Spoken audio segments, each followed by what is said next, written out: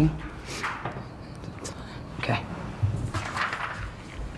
Coach, if you could just start with Yeah, well, first, I mean, KP, I didn't even say it in the locker room, but she deserves everything that she did to get to this table right now. I think some of the tears are from frustration, and some of the tears are from she's pushing through a couple of things, uncomfortable, obviously, like injury late in the season, that type of thing. So good job to KP. She stuck to the game plan. She stuck to the game plan when she was playing her position and out of position, and obviously that showed.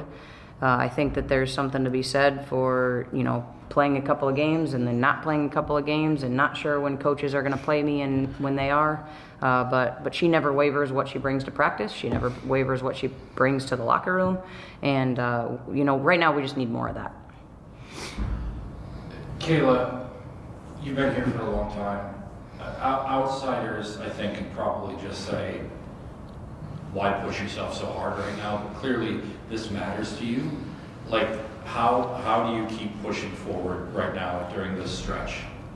I know, I do this for my family back at home. They're very important to me, and this is, I didn't even come here as an offer. I was a walk-on, so, I got the opportunity early, and I really do take that to heart because I literally started from the ground, and I just take advantage of it, and I just do it for my teammates. Obviously, we're 0-16, and that just motivates me more. I'm a competitor. I want to beat everyone that I see that's in front of me, so that's just why it's kind of hard right now. Courtney, I had the chance to spend the last 2 days kind of around your team at practice, and I remarked that it does not look like an all-15 team when you're out there, right? You guys are vibing, having fun, going, how important is that, right, to not be moping around? And how are you doing that? How are you keeping the energy going when it's a David versus Goliath thing at times? Yeah, I don't know. I'm not exactly sure. I think my frustration with that is how practice is. Practice is an environment that they come and they compete. They come and they challenge each other. They come and they get better.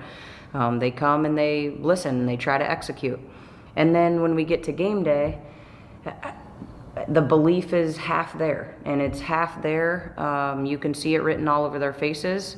And I think that's exactly what happened today. So the last couple of days in practice, we felt like, at Indiana State, we played a really good game. Wish we would have gotten a few more stops, made a few more layups.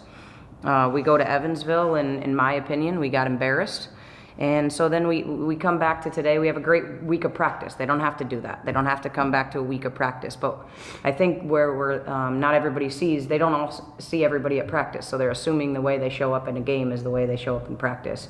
That's not correlating. So I'm not sure why practice is more intense and a more enjoyable environment to be in.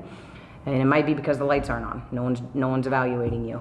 But at this point, if we can carry some of that belief over into Saturday, I think we give ourselves a chance. But if the game's already over when we step into the locker room, it's going to be an uphill battle for 40 minutes.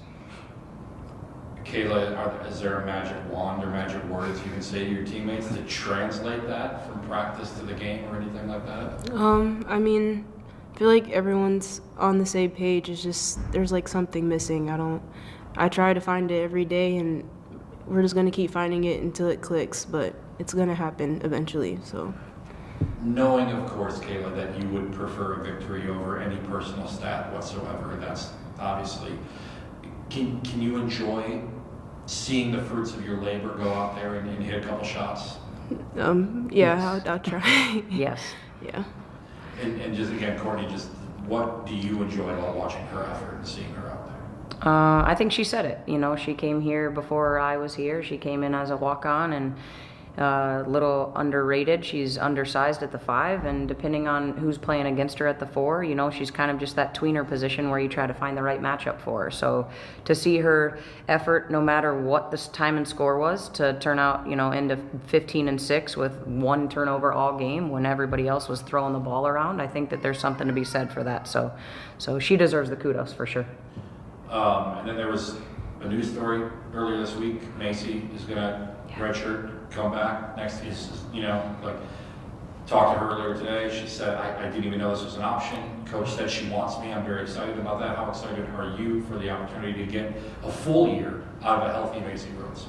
Yeah, I mean, we kind of put it in a perspective for her because we understand, we were able to evaluate her a little bit and see where she would potentially fit into our system. But for her, it's, you know, we look at her as a transfer that already knows the system. And I think that there's something to be said for that. So you go to the transfer portal or you get a junior college transfer, you know, you get a high school kid and you've got to teach them your system.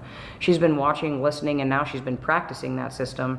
So whatever her capabilities are, now she already knows she's a year ahead of anybody else we would bring in, and she knows the team, and now she knows the expectations. So of course we're excited about that and the position that she plays. If we can get her back to, you know, 100% healthy, then I think we're up one for sure.